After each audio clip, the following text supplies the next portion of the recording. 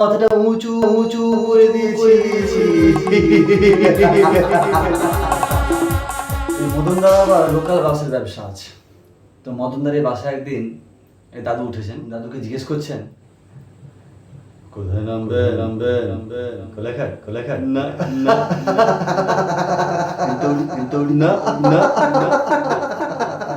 কালকে আপনি গঞ্জবাড়ি ঢুকবেন। এসব শুনে তো দাদু অজ্ঞান হয়ে পড়ে গেছে। এরপর মদনবাবু এক পকেট মারকে দেখতে পেয়েছেন। তো পকেট মারের উদ্দেশ্যে কি বলছেন, ওরে বাবিশ কেন তুই করবি চুরি এই জানুয়ারি মাসে? কেন আসে উঠলি আমার এই লোকাল বাসে?